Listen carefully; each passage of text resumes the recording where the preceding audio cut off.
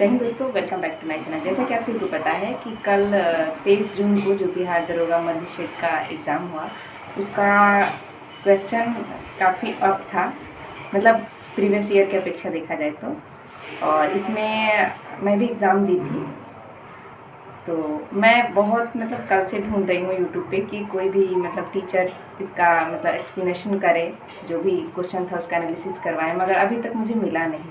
अगर आप लोग को मिला है मतलब किन्हीं टीचर के द्वारा अगर कराया गया है तो आप हमें उसका लिंक सेंड करें इंस्टा पे, या फिर चैनल का नाम हमें कमेंट कर दें ताकि मुझे कुछ हेल्प हो सके। वैसे मैं अपने तरीके से अपने तरफ से थोड़ी कोशिश की हूँ, और मुझे जो जो क्वेश्चंस याद आ रहे हैं लगभग मुझे लगता है कि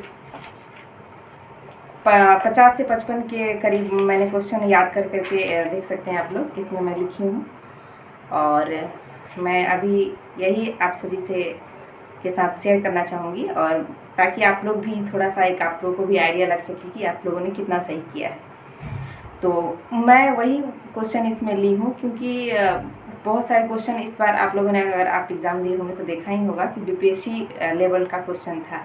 मतलब वन लाइनर क्वेश्चन नहीं था कि मतलब मैक्सिमम क्वेश्चन आपको, हमको लगता है कि 20 से लगभग 20 से 25 यानी 15 से 20 क्वेश्चन ऐसे भी थे जिसमें मतलब एक से ज़्यादा ऑप्शंस को टिक करना था आपको, और वो भी मतलब एक ऑप्शन अच्छे मतलब 2-2, 3-3, 4-4 लाइन में था, तो उतना तो मुझे याद नहीं है। तो जो लगभग कहा जाए कि इजी था पेपर में, और इजी और कुछ फास्ट भी थे, उसमें से कुछ मुझे जो जो याद आ रहा है सबको मैं यहाँ कलेक्ट करके लिखी हूँ, आप लोग देख सकते हो। और मैं इसी का एनालिसिस अभी आप सभी के साथ कराऊँगी, और आप लोग बताना कि आपका कितना सही हो रहा है, और जो जो क्वेश्चन आपको भी याद आ रहा है जो मेरे से भी छूट रहा है उसे आप हमें कमेंट करें, और मैं आपको उसका नेक्स्ट वीडियो में उसका एनालिसिस करा दूंगी। और हो सके तो आप आंसर के साथ कमेंट करें। और अभी मैं जिस क्वेश्चन जो बताऊंगी और उसका आंसर बताऊंगी, इसमें अगर आपको कहीं डाउट हो, ये जो मतलब मेरे अपने हिसाब से ये क्वेश्चंस के जो आंसर मैंने टिक किए हैं, या फिर मुझे लगता है कि मैं कुछ क्वेश्चन में मुझे डाउट था जो मैं वहाँ की थी, उसको मैं गूगल से सर्च करके या फिर बुक्स वगैरह के हेल्प लेके मैं आप सभी को बताऊँगी। तो लगभग मेरे पास 50 से 55 क्वेश्चन अभी है, जिसमें मैथ के भी हैं, रीजनिंग के भी हैं। तो आइए स्टार्ट करते हैं। और मुझे लगता है कि आपको भी इंतज़ार ही होगा, अगर आप एग्ज़ाम दिए होंगे, कि कोई यूट्यूब पे इसका क्वेश्चन डाले या फिर कहीं से भी मिल जाए, ताकि थोड़ा सा इंसान को एक आइडिया लग जाए कि हाँ मेरे से कितना सही हुआ है। तो फिर थोड़ा सा, क्योंकि फिजिकल वगैरह का भी तैयारी करना है, तो इससे आदमी को एक आइडिया लग जाता है। तो आइए स्टार्ट करते हैं आज की वीडियो को। तो देखिए, पहला क्वेश्चन, हो सकता है कि आपका सेट अलग अलग हो और मेरा सेट इसमें अलग अलग हो, तो इसलिए आप लोग क्वेश्चन मिला ना, क्योंकि क्वेश्चन तो लगभग सारे वही रहे होंगे। तो पहला क्वेश्चन है मतलब सार्क देश में कौन कौन से सदस्य देश शामिल थे। तो आपको इसमें ऑप्शन था 4 लगभग में, तो जिसमें से एक म्यांमार जो दिया था ये आपका नहीं होगा, मतलब ये सार्क का सदस्य नहीं है, बाकी जो 3 थे वो होंगे। तो ये रहा आपका पहला क्वेश्चन। दूसरा था मुंडेश्वरी मंदिर कहाँ है बिहार में। तो मुंडेश्वरी मंदिर आपका कैमूर में है, कैमूर जिला में, और भभुआ में है। और तीसरा क्वेश्चन है आपका कि सहकारी समिति यानी आर्टिकल पूछा था कि सहकारी समिति किस आर्टिकल में आता है। तो ये आपका है 43B, यानी 43rd B में आपका सहकारी समितियाँ आती हैं। इसमें आप आसानी से इसको अलग कर सकते थे अगर आपने थोड़ा सा इसको पढ़ा होगा, क्योंकि 49 था वो बिल्कुल इससे रिलेटेड नहीं था। 49 और भी जो मतलब आप कंफ्यूज अगर होते होंगे, मुझे लगता है हुए होंगे, तो ऑप्शन ए और बी में ही हुए होंगे अगर आपने थोड़ा सा अच्छे से पढ़ा है। मैं भी ए और बी में ही हुई थी कंफ्यूज, लेकिन फिर भी मैं इसको टिक की थी, तो मेरा सही है 43B इसका आंसर होगा। उसके बाद चौथा क्वेश्चन है आपका कि पंचायत के मुखिया के लिए चुनाव लड़ने के लिए व्यक्ति की आयु कितनी होनी चाहिए। तो आयु आपका हो जाएगा 21 ईयर, 21 वर्ष। और ये तो मुझे लगता है कि शायद ही कोई गलत किया होगा, सबका लगभग सही होगा। उसके बाद आपका 5 नंबर क्वेश्चन था, ये भी आर्टिकल ही था कि आर्टिकल 77 में क्या है। मतलब 77 डायरेक्ट नहीं पूछा था, क्वेश्चन आपका था कि भारत सरकार के कार्यों को, मतलब इनके कार्यों को किस आर्टिकल द्वारा दर्शाया जाता है। तो ये आपका हो जाएगा 77 आर्टिकल। इसमें तो काफ़ी इजी था क्योंकि बाकी जो 3 ऑप्शन थे वो बिल्कुल ही डिफरेंट थे और उसका मुझे लगता है कि सबको उसका आंसर पता होगा, तो इसलिए अगर आप 77 के बारे में नहीं भी जानते होंगे तो आप इजीली इसको टिक किए होंगे। उसके बाद अगला है आपका एक आपको मैथ का क्वेश्चन था टीचर और स्टूडेंट का। इसमें आपको रेशियो निकालना था, तो इसका आंसर मेरा 37 आया था और मुझे जहाँ तक लगता है कि 37 ही इसका आंसर होगा, 37 ही होगा। और आप इसका कितना आंसर वहाँ पे मतलब आपका कितना आया था, सही है या फिर गलत है, आप मुझे कमेंट करना। उसके बाद अगला क्वेश्चन है मित्रों के बीच में जो संपत्ति बंटवारा था, एक ऐसा क्वेश्चन था मैथ का, तो इसका आपका आंसर हो जाएगा 2008 मतलब 21,800 इसका ये आंसर होगा। जो 3 मित्रों के बीच में ABC करके ऐसे था या फिर XYZ जो भी होगा, मतलब संपत्ति बंटवारा का टाइप का जो क्वेश्चन था उसका आंसर होगा आपका 21,800 सॉरी। उसके बाद एक था मतलब 2 संख्याएं X और Y करके था, जिसको जोड़ने पे मतलब जोड़ने और घटाने पे या फिर व्युत्क्रमानुपाती करने पे इस टाइप का कुछ क्वेश्चन था, मुझे भी उतना याद नहीं आ रहा है। इसका आंसर आपका 300 आएगा। ये मैं जो वहाँ पे सॉल्व की थी मैं आपको बता रही हूँ और मैं इस पे 100% कॉन्फिडेंट मतलब कॉन्फिडेंट के साथ कह सकती हूँ आप सभी को कि ये क्वेश्चन सही है। उसके बाद एक था मतलब इसको आपको वरीयता क्रम में सजाना था, बढ़ते क्रम में, तो इसमें आपका था पड़ोस, गांव, राज्य और राष्ट्र। इसको तो आप लोग इजीली कर लिए होंगे कि मतलब बढ़ते क्रम में सजाना था, छोटा से बड़ा के ऊपर।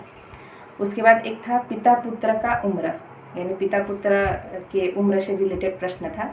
इसका आपका आंसर हो जाएगा 28 यानी 28 वर्ष होगा पिता का उम्र। अब 11 नंबर क्वेश्चन देखते हैं। इसमें था आपको मैच करने वाला, मिलान करने वाला, तो इसमें आपका होगा जैसे कि सरपंच था, राज्य था, नगर पालिका था और आपके दाहिने साइड में जो भी मिलान करने वाला था उसमें था आपका ग्राम पंचायत, राज्यपाल और महापौर। तो ये आप लोग इजीली मिला लिए होंगे। सरपंच का हो जाएगा ग्राम पंचायत, राज्य का राज्यपाल और आपका नगर परिषद का हो जाएगा महापौर। तो ये हुआ आपका 11 नंबर का क्वेश्चन। 12 नंबर देखिए, कार्यपालिका से क्या समझते हैं आप, मतलब कार्यपालिका किसको कहते हैं? तो संसद को ही कार्यपालिका कहा जाता है क्योंकि संसद कार्यपालिका के रूप में ही कार्य करती है। अगला था आपको 13 नंबर क्वेश्चन की 16 सितंबर को कौन सा दिवस मनाया जाता है? तो ये तो इजी था, काफ़ी क्वेश्चन आप लोग ने करा होगा। ये इस दिन आपको ओजोन दिवस मनाया जाता है। उसके बाद 14 नंबर एक रीजनिंग का क्वेश्चन था जिसमें इसका आंसर आपको आ रहा था, इसमें 3 प्लस हो रहा था क्वेश्चन था, उसी के हिसाब से इसका जो आंसर सही था वो मैं आपको बता रही हूँ। 23, 26 और 29, मतलब 23, 26, 29 वाला जो ग्रुप था ऑप्शन का ये सही होगा क्योंकि इसमें भी 23 में 3 जोड़ा 26 और फिर 26 में 3 जोड़ा 29, क्योंकि 3 का आपको इसमें बढ़ोतरी हो रही थी। उसके बाद एक ऑप्शन था DE, EF और उसके बाद से GE करके ऐसे, मतलब ये भी आपको रीजनिंग से ही रिलेटेड था, अल्फ़ाबेटिकल। तो इसका आंसर मुझे सारा अगर क्वेश्चन रहता तो मैं बताती, बट मेरा सही है। मैं आपको इसलिए इसे काउंट करा दे रही हूँ ताकि आप गिन सको कि आपका कितना आंसर सही हो रहा है और आपको एक आइडिया लग सके। उसके बाद एक और ही रीजनिंग का क्वेश्चन था जिसमें लेस देन और ग्रेटर देन का सिंबल था। इसका क्या आंसर होगा? ये आंसर मेरा भी वहाँ बनाए होंगे तो सही ही होगा और इसको भी एक आप काउंट कर लेना कि ये आप बनाए हो कि नहीं बनाए हो, कि आपसे रह गया है। उसके बाद एक रिलेशनशिप था प्लस माइनस वाला, तो रिलेशनशिप वाला ये रीजनिंग का प्रश्न था, आपको 17 नंबर क्वेश्चन मैं बता रही हूँ। तो इसमें जो था ना, इसमें था जैसे कि PQ बीच में मतलब गुणा का मतलब दे दिया था, QP का पिता है, QP का पिता है, तो यानी आपको इसमें PQ का पिता नहीं बोला था, सॉरी QP का पिता नहीं बोला था, इसमें बोला था PQ का पिता था, यानी उसको उल्टा कर दिया था। अगर आप इसको सीधा एरो मान के बनाए होंगे तो ये आपका गलत हो गया होगा। तो ये थोड़ा सा इसमें घुमाया था, बट मैंने इसको किया, वहाँ पे क्वेश्चन सही है। उसके बाद एक आपको त्रिकोणमिति से प्रश्न था 10A + 10B बट्टा cot A plus cot 10A + 10A बट्टा cot A + cot A। तो इसका आंसर 10A × 10A आएगा। मैं इसमें थोड़ी सी कंफ्यूज हो रही हूँ क्योंकि मैं वहाँ पे भी क्लियर नहीं की थी कि 10A + 10A है या फिर 10A + 10B है। अगर आप इसमें आपको थोड़ा सा क्लियर है तो मुझे कमेंट कीजिएगा। वैसे मैं 10A + 10A बट्टा cot A + cot A ही लेके बनाई थी, यानी दोनों पद में A ही मैं लेके बनाई थी। तो मेरा आंसर वहाँ पे आया था 10A और 10A। 10A into 10A। अगर ए ही होगा तो मेरा आंसर सही है, अगर बी होगा 10A प्लस 10B तो थोड़ा सा मुझे इसमें डाउट है, तो आप मुझे थोड़ा क्लियर करिएगा कमेंट में कि यहाँ पे 10A प्लस 10B था कि 10A प्लस 10A था। ये हुआ आपका 19 नंबर क्वेश्चन। और उसके बाद एक था आपको घड़ी का प्रश्न, यानी घड़ी में 9:20 हो रहा है तो कितने डिग्री का कोण बनेगा, तो इसमें हो जाएगा आपको 105 डिग्री का कोण।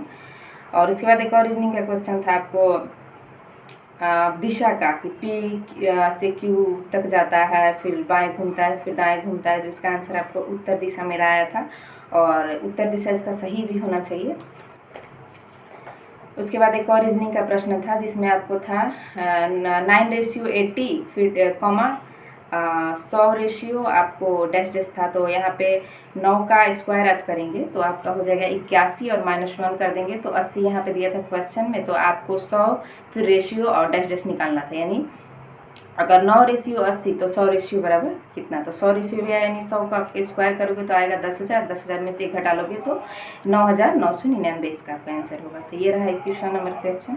उसके बाद अगला था आपको 2, 3, 8, यानी सीरीज दिया हुआ था रीजनिंग का 2, 3, 8 और 27, फिर 112, फिर अगला पद आपको निकालना था। तो अगला पद आपका इसका हो जाएगा 565। इसको कैसे करना था, जैसे मान लीजिए कि पहला पद में आपको 1 से गुणा करके 1 ही जोड़ना था, जैसे 2 में आप 1 से गुणा करके 1 जोड़ोगे तो आपका आएगा 3, फिर दूसरा पद में 3 में 2 से गुणा करके 2 जोड़ना है, यानी 3 दूना 6 और 2 8। तो इस तरीके से इसका आंसर आपका 565 हो जाएगा। आपका कितना आया होगा इतना तो याद होगा ही, आप बनाए होंगे तो। उसके बाद एक था आपको एसआई का प्रश्न, सिंपल इंटरेस्ट का, तो इसका आपको आ रहा था समय निकालना था, इसका आ रहा था 10 वर्ष। उसके बाद एक क्वेश्चन था कि बादल के सबसे निचले स्तर को क्या कहते हैं, तो ये तो मेरा वहाँ पे क्वेश्चन गलत हो गया था, मैं इसमें स्तरीय बादल लगा दी थी, लेकिन इसका स्ट्रेटो क्लाउड होगा, जो स्ट्रेटो क्लाउड था ऑप्शन में वो वाला होगा। अगला क्वेश्चन है आपका 25 नंबर कि 140 भाषाओं में गीत गाकर किसने गिनीज बुक में अपना नाम दर्ज करवाया है, तो ये हो जाएगा आपको सुचेता सतीश। ये क्वेश्चन मेरा गलत हो गया है वहाँ पे, आपका सही है कि गलत है अब ये आप ही को पता होगा, आप हमें बताइएगा ज़रूर, क्योंकि मैं करेंट अफेयर पढ़ी थी बट उतना समय उस पर नहीं दे पाई थी, और शायद मुझे ये क्वेश्चन पढ़ने के दौरान में नहीं मिला होगा। वैसे ही क्वेश्चन बहुत चर्चित था, बाद में मुझे मिला एग्ज़ाम देने के बाद। उसके बाद एक और क्वेश्चन था कि महिला और पुरुषों के बीच, मतलब समाज में महिला और पुरुष का जब भी नाम लिया जाता है तो किन आधार पे, मतलब किस रूप में उन्हें पहचाना जाता है, इस टाइप का कुछ क्वेश्चन था जो कि एनसीईआरटी का क्वेश्चन है। तो इसका आंसर आपका हो जाएगा महिला और पुरुषों के बीच कुछ सामाजिक असमानताएं हैं, कुछ क्या बहुत सारी मतलब पहले से कुछ रीति रिवाज सामाजिक असमानताएं हैं, तो मुझे लगता है कि इसका आंसर यही होना चाहिए। वैसे आपको क्या लगता है, आप मुझे कमेंट करिएगा, क्योंकि इसका मुझे सब ऑप्शन तो एग्जैक्ट पता नहीं है, मुझे उस टाइम लगा था, और 90% मुझे लग रहा है कि इसका आंसर यही होना चाहिए। अगला देखिए आपको 27 नंबर पूछा था कि माउंट केटू की ऊंचाई कितनी है, तो आपको 8,611 होगा। अगला आपको था रिवर का नाम दिया था, जिसमें से जो आंसर होगा उस जैसे कि 4 ऑप्शन था, पेरियार, तापी, वैतरणी। इसमें पूछा था कौन सी नदी आपको पूर्व दिशा में बहती है, तो तापी, वैतरणी और पेरियार ये तो बहती है पश्चिम दिशा में, यानी अरब सागर में गिरती है। एक नदी जो बच गया था चौथा, वही उसका आंसर होगा, और वो नदी का नाम मुझे याद नहीं है, आपको याद होगा तो आप हमें कमेंट जरूर करिएगा। चलिए फिर एक और ही सीरीज का क्वेश्चन था अगला, जिसमें ABCD करके ऐसे कुछ दिया था, मतलब 4-4, 5-5 लेटर में, और इसमें आपको उसी से आंसर चूज करना था। जैसे मान लीजिए कि ABCD बराबर दे दिया 3, 4, 5, 6, फिर PQLM मान बराबर दे दिया आपको 7, 8, 9, 10 ऐसे करके, फिर यानी उसके बाद नीचे एक क्वेश्चन दे दिएगा, तो फिर आपको CDAP बराबर क्या होगा, तो उसका आंसर आपको उसी में से करना था। तो ये आपका एक रीजनिंग का क्वेश्चन होगा जो आप सही किए होंगे, तो इसे भी आप अपने नंबर में काउंट कर लीजिएगा। उसके बाद एक और आपको क्वेश्चन था जो कि भी रीजनिंग का ही था, तो इसमें आपका मुझे सिर्फ आंसर याद आ रहा है, बाकी सीरीज मुझे याद नहीं है, तो इसका आंसर आपका LO आएगा, जो एक रीजनिंग में क्वेश्चन था। ठीक, उसके बाद एक था प्रेस एक्ट कब आया था अंग्रेजों के समय में, तो प्रेस एक्ट ये आपका हो जाएगा 1878 इसका आंसर। ये आंसर मैं वहाँ 2 क्वेश्चन में कंफ्यूज थी, मतलब 2 ऑप्शन में, बट मेरे से रॉन्ग वाला ही लगा। एग्जाम में तो ऐसा होता ही है कि अगर आप 2 ऑप्शन में कंफ्यूज हो तो ज़्यादा चांसेस ये रहते हैं कि आप गलत वाला ही टिक करके आओ। अगला क्वेश्चन है कि आपको मतलब कुछ आंदोलन दिए हुए थे, घटना जिसको आपको क्रम करना था उसका मतलब डेट वाइज। तो रॉलेट एक्ट था, फिर खिलाफत आंदोलन था, फिर अगस्त प्रस्ताव था, फिर कैबिनेट मिशन था। तो ये आपका एक क्वेश्चन हो गया 32 नंबर। उसके बाद से 2 क्वेश्चन आपको एनसीईआरटी से थे डायरेक्ट, जिसमें एक सत्ता में साझेदारी क्या है, और भी एक क्वेश्चन था मुझे भी याद नहीं आ रहा, मतलब 3 क्वेश्चन मुझे लगता है कि डायरेक्ट एनसीईआरटी से 3-4 क्वेश्चन पूछे गए थे। तो ये वाला क्वेश्चन इसका, क्योंकि ऑप्शन बहुत मतलब अलग अलग थे और बड़े बड़े ऑप्शन थे, तो मुझे उतना याद नहीं आ रहा है एग्जैक्ट, इसलिए मैं नहीं बता रही हूँ। तो 2 क्वेश्चन आप यहाँ से काउंट कर लीजिएगा जो एनसीईआरटी से पूछा गया था। एक सत्ता में साझेदारी करके था और एक था आपको लोकसभा से रिलेटेड कुछ ऐसा क्वेश्चन था। अब आपको 35 नंबर था रॉलेट एक्ट का मतलब क्या था। तो इसमें आपको बिना पहले से सूचना दिए हुए बिना गुनाह का गिरफ्तार कर लेना, बिना मुकदमा चलाए। तो ये आपका इजी था, आपने किया होगा। उसके बाद था ड्रेन ऑफ वेल्थ, पुस्तक किसने ली। तो पुस्तक मुझे नहीं लग रहा है कि पुस्तक नहीं था, बट मतलब ड्रेन ऑफ वेल्थ दादा भाई नौरोजी ने लिखा था, तो ड्रेन करके ही कुछ क्वेश्चन में दिया था। अगर आपने इंग्लिश वाला ऑप्शन पढ़ा होगा तो, अगर आप हिंदी वाला पढ़े होंगे तो उसमें धन करके संपत्ति करके कुछ उसका हिंदी में दिया था, बट आपने अगर इंग्लिश वाला ऑप्शन पढ़ा होगा, मैं भी इसका इंग्लिश वाला ऑप्शन ही पढ़ के की थी, तो इसका आंसर दादा भाई नौरोजी ही होगा, जिसमें ड्रेन करके कुछ ऐसे दिया था। चलिए अगला क्वेश्चन है आपको, पोर्ट लुइस किसकी राजधानी है। तो ये तो मतलब इजी ही है, अगर आपने पढ़े होंगे राजधानी और देश का नाम। तो पोर्ट लुइस आपका मॉरिशस का राजधानी हो जाएगा। आइए 37 नंबर क्वेश्चन था। अगला देखिए, गारो हिल्स, गारो पहाड़ी कहाँ है। तो गारो खासी जयंती आपको पता है मेघालय में है। आगे क्वेश्चन था रिलेशन से ही था, तो इसमें आपको आ रहा था कि मतलब ए पी का भाई है, पी क्यू का बहन है, इस टाइप का था। तो इसका आंसर आपका आया होगा भतीजी लास्ट में। उसके बाद आपको 40 नंबर क्वेश्चन देखिए, पूसा सुगंधा किस फसल का नाम है। पूसा सुगंधा, तो पूसा सुगंधा चावल का हो जाएगा आपको, चावल जो कि हरियाणा में एक बासमती चावल उगाई जाती है, उसकी प्रजाति का नाम है पूसा सुगंधा। अगर सिर्फ आप पूसा देख के लगाए होंगे तो मुझे लगता है, क्योंकि मैं भी इसमें कंफ्यूज हुई थी, बट मेरा सही है, लास्ट में मैं चावल लगाई क्योंकि उसमें गेहूं भी दिया था। तो सिर्फ आपको अगर पूसा रहता है ऑप्शन में, तो पूसा जो प्रजाति है वो गेहूं की प्रजाति है। ठीक, अगला क्वेश्चन है, भोजन वगैरह खराब हो जाते हैं, दाल चावल आटा सब्जी जो भी है, उसमें फफूंदी वगैरह लग जाते हैं, इस घटना को क्या कहते हैं, मतलब इस प्रक्रिया को। तो इसे हम बोलते हैं विकृत गंधिता। ये तो इजी था, ये आपको पहले भी पढ़े होंगे 9th क्लास से नीचे। अगला आपको देश का महान मतलब सबसे विधि किसे कहा जाता है। तो देश का विधि आपका हो जाएगा महान न्यायवादी, या 42 नंबर क्वेश्चन। अगला आपको 43 नंबर देखिए, ये कहा जाता है कि संविधान में संशोधन की आवश्यकता कब होती है। तो ऑप्शन इसमें काफ़ी मतलब अजीब तरीके से दिए थे, जिसको आप इजीली मतलब छाट सकते थे कि इसका आंसर क्या होगा। जैसे कि उसमें दिया था कि जब हमें पुराना संविधान से मन भर जाए, मतलब हमें पसंद नहीं आए तो हमें चेंज कर देना चाहिए, बट ऐसा कुछ नहीं होता है। और एक था कि राष्ट्रपति अगर चाहे तो चेंज कर सकता है, लेकिन ऐसा कुछ नहीं होता है कि राष्ट्रपति अपने मर्जी से, उसको संविधान में कोई चीज़ नहीं पसंद आ रहा है तो अपने मन से बदल दे, ऐसा नहीं होता है। तो इसमें था कि स्थिति के हिसाब से जो ज़रूरतें होती हैं उस हिसाब से ज़रूरतों को पूरा करने के लिए, मतलब हाँ लगता है कि समय के साथ हमें यहाँ चीज़ कुछ परिवर्तन करने की ज़रूरत है, तब संविधान में संशोधन होता है।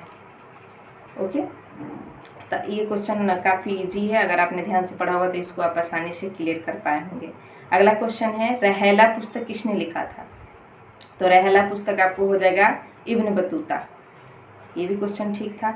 अगला है कि पीएच, मतलब पीएच मान जब बढ़ता है, मतलब कुछ इस टाइप का क्वेश्चन था कि हाइड्रोजन का मान जब बढ़ता है तो क्या होता है, क्षारीय होता है कि अम्लीय होता है। तो इसमें तो आपको जाहिर सी बात है कि जब पीएच मान बढ़ेगा तो क्या होगा, क्षारीय होगा। इस टाइप का कुछ क्वेश्चन था। अगला था रिंग ऑफ फायर परिप्रशांतीय पेटी, जिसको भूकंप का स्थान माना जाता है, अग्नि मेखला भी जिसे कहा जाता है हिंदी में। तो यह इसका आंसर हो जाएगा कौन सा महासागर का नाम उसमें सब दिया था, तो प्रशांत महासागर इसका हो जाएगा 46 नंबर क्वेश्चन। अगला है कि वायुमंडल में ऑक्सीजन कहाँ से मेंटेन होता है, तो आपका हो जाएगा फोटोसिंथेसिस, प्रकाश संश्लेषण। तो ये भी ठीक था लगभग क्वेश्चन। अगला था एक बागानी फसलें, जिसमें चाय, कॉफ़ी और फिर दो कुछ ऑप्शन था, तो चाय का भी बागानी में आता है, फिर एक तीसरा भी जो था वो भी बागानी में आता था, मुझे चौथा का नाम नहीं याद आ रहा है, आप मुझे कमेंट करना कि चारों में क्या क्या था। तो चाय का भी तो बागानी में आते हैं, तो ये भी आप आसानी से कर पाए होंगे। एक था दरा, दरा जो मैच करने वाला था कि सिपकिला दरा कहाँ है, नाथुला दरा कहाँ है, बोमडिला दरा कहाँ है। तो ये चूँकि क्वेश्चन का मतलब इसको मैच करना था, लेकिन ये ए के सामने एक दिया था, बी के सामने दो दिया था, यानी जो भी जिसके सामने जो दिया था ऑप्शन वही सही था, यानी इसका 1 नंबर आपका ऑप्शन सही होगा। यानी ए के सामने जो दिया था ए सही होगा, बी के सामने दिया था बी सही होगा, यानी इसका मैच पहले से सही करा हुआ था। फिर अगला एक आपका 50 नंबर क्वेश्चन है, दूध को जैसे आकाश को नीला कहा जाता है, नीला को काला कहा जाता है, सफ़ेद को नीला कहा जाता है, तो दूध का रंग किस रंग का होगा, फिर दूध को क्या कहा जाएगा, तो इसका आंसर आया था नीला। तो ये रहे आपको लगभग 50 से 51 क्वेश्चन, जो मैं इतना आपको याद मुझे था, मैं इसको लिखी हूँ पहले से 2-3 पेज में, जो मैं आप सभी को बताई, आप सभी के साथ शेयर की। और मुझे लगा कि क्योंकि अभी तक यूट्यूब में किसी टीचर ने अभी नहीं कराया है, जो कि मैं कल से मैं सर्च कर रही हूँ लगातार, बट मुझे अभी तक कहीं नहीं मिला है।